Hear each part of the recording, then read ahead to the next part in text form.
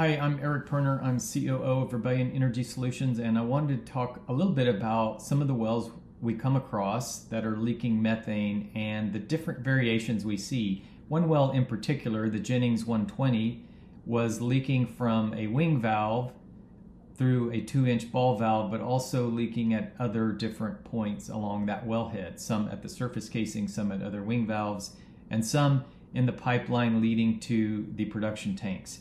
And I wanted to show you this video and listen to the sound.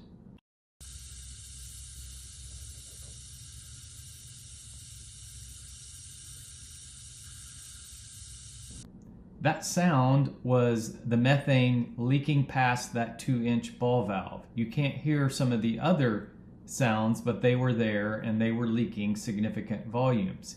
Now you might ask yourself, if a well is leaking that amount of gas, why wouldn't you just turn it back to production? And the fact is, a well like this would cost well over $200,000 to bring back to production. Much of the facilities were completely run down, they were rusted out, and it could never pay for itself.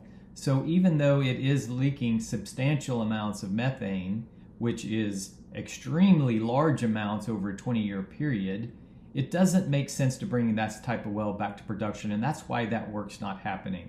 So left unplugged and not back on production, it will continue to leak this rate for many more years. And that's part of where we come in. And the next question we get is, well, how do you measure methane that's leaking that way? And Rebellion has some very specific protocols in how we do that safely. We have many years of production experience that we can do this safely and accurately.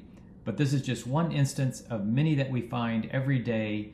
And I think the significance of this should not be underestimated, as they are major contributors to greenhouse gas pollution.